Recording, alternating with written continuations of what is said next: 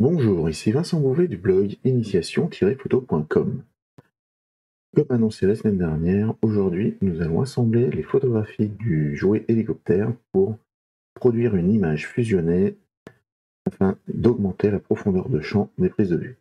Nous voici dans Lightroom où j'ai importé les photographies réalisées la semaine dernière. J'ai sélectionné les 10 dernières photographies qui correspondent à la dernière série de prises de vue que nous avons fait avec le logiciel QDSLR Board.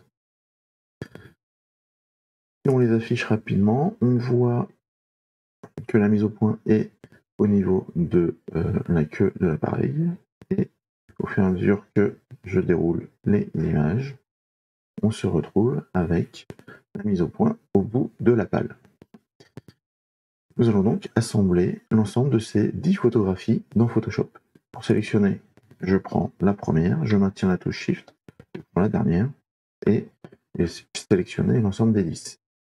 Je fais un clic droit, je fais modifier dans, et je viens ouvrir en tant que calque dans Photoshop. Le logiciel va ouvrir l'ensemble des photographies dans un seul document en tant que calque. Ça va prendre quelques secondes. Voilà, c'est fait. On voit ici chaque photo correspond à un calque. Ça signifie que nous avons 1, 2, 3, 4, 5, 6, 7, 8, 9, 10. 10 calques, ce qui est logique puisque nous avions 10 photos. Cette fois-ci, on sélectionne tous les calques. On va dans Édition, Fusion automatique des calques. Là, il me propose deux modes d'assemblage, soit panoramique, panorama, soit empiler les images. C'est justement l'option que l'on choisit puisque toutes les photographies cadrent exactement la même chose. Un panorama n'a pas de sens dans ce mode-là. On laisse cocher les deux options, traiter les différences de colorimétrie et de luminosité qu'on pourrait avoir entre les photos, et ici pour avoir chacune des images avec le masque considéré par Photoshop. On lance OK, et là nous avons le travail de Photoshop, c'est-à-dire qu'on a une image fusionnée avec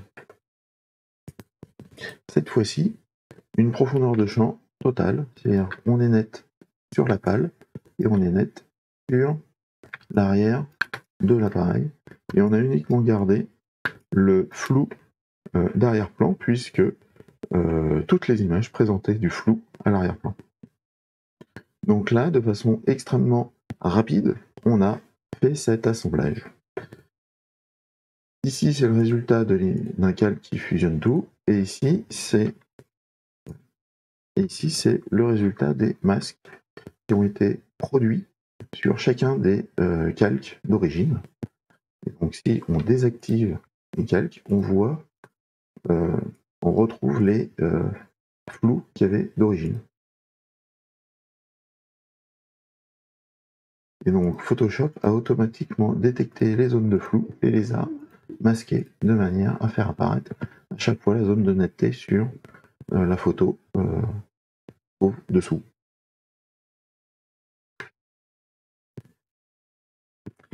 Donc voilà ce que je voulais vous montrer aujourd'hui. Ce principe est extrêmement utile lorsque vous voulez prendre en photographie des objets qui ont pas mal de profondeur de champ et notamment de petite taille, et où les paramètres de prise de vue ne nous permettent pas d'avoir une profondeur de champ suffisante pour acquérir en une seule prise de vue tout le détail de l'objet.